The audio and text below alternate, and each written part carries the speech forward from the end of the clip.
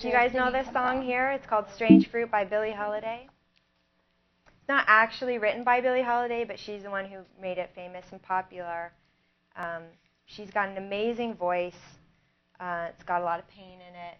She had been through a lot in her lifetime, and you can really hear it in the voice. I think that's why people are very attracted to her, is because there's not a lot of BS in her voice. There's strange fruit, blood on the leaves, and blood at the root,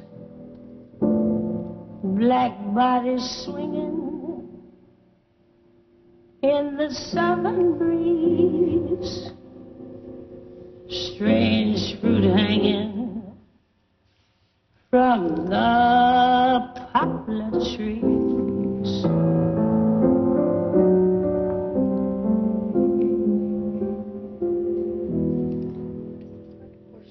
Pastoral scene, Or bougie. They can say bougie blues. of the gallant south. Yeah. The bulging eyes and the twisted mouth, scent of magnolia, sweet and fresh. Then the sudden smell of burning flesh. Here is a fruit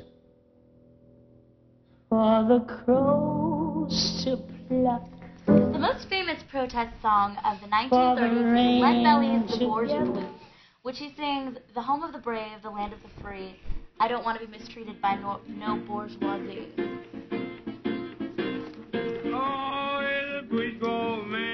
This really gave food for thought, because when the 1940s came around, we saw the rise of music that continued to protest labor, race, and class issues. In the 1940s, one of the first musicians to make a name for himself singing political blues was a man named Josh White. He became a close friend of Franklin and Eleanor Roosevelt, and became the closest African-American confidant to the President of the United States. His song, Trouble, summarized the plight of many African-Americans in its opening line, "Well, I always been in trouble because I'm a black-skinned man." However, the movement and its protest singers faced increasing opposition from McCarthyism in the 1950s. It was like 2 steps forward and 1 step back. One of the most notable pro-union protest singers of the period was Woody Guthrie, who wrote "This Land Is Your Land," whose guitar bore a sticker which read, "This machine killed fascists." It's pretty awesome. The dudes in the White House were Harry S. Truman from 1945 to 1953, known for being the president at the end of World War II, which is great, except that he was the one who dropped the atomic bombs on Hiroshima and Nagasaki on August 6th and 9th in 1945. Many people the world over feared nuclear warfare, and many protest songs were written against this new danger to the planet. Are there really dudes in the White House? It's all dudes. No, dudes in the White House. There's some first ladies, It but should be. We should do a Dudes in the White House skit, actually. okay. After Truman was Dwight D. Eisenhower from 1953 to 1963, who was oddly superstitious and carried 3 coins in his pocket for good luck. Maybe that's why everyone was so freaked out and paranoid. During this time, the McCarthy era was born, in which meant all of our greatest artists were blacklisted or exiled, accused of being communists, especially if they were speaking up against government conformity. And doesn't that sound familiar? The 1960s was a fertile era for the genre, especially with the rise of the civil rights movement, counterculture groups, and the war in Vietnam. People were sick of being blacklisted and held to conformist standards. Besides freaking out on drugs, people actually cared about their world. One of the key figures of the 1960s was Bob Dylan, who produced a number of landmark protest songs such as Blowing the Wind, Masters of War, Talkin' World War III Blues, and The Times They Are Changin'.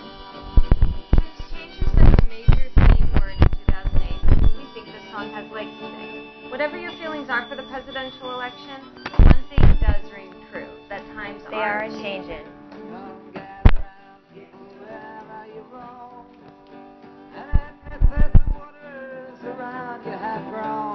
except if that soon you'll be drenched to the bone. If your time to you is worth saving, then you better start swimming or you'll sink like a stone, for the times they are a-changing.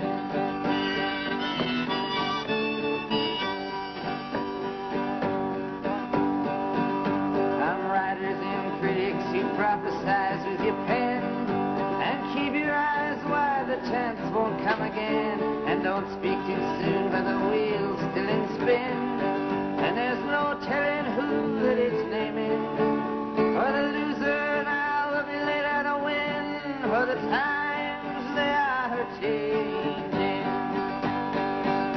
Some senators, congressmen, please heed the call.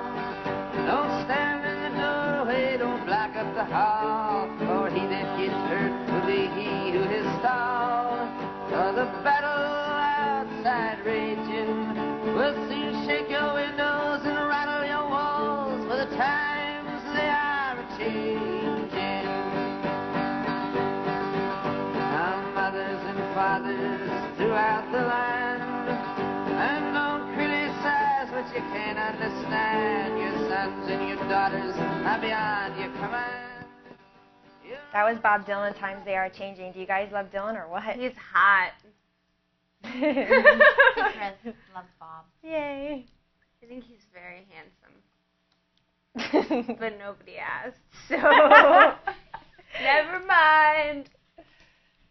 Anyway, next. But it was civil rights activists / singers Joan Baez who marched with Dylan to hear Martin Luther King Jr.'s famous "I Had a Dream" speech, and Pete Seeger who inspired Dylan into protest songwriting. Pete Seeger had some good ones with "Where Have All the Flowers Gone," "Turn, Turn, Turn," and "If I Had a Hammer." The best yet, "We Shall Overcome," which continues to support issues from labor rights to peace movement.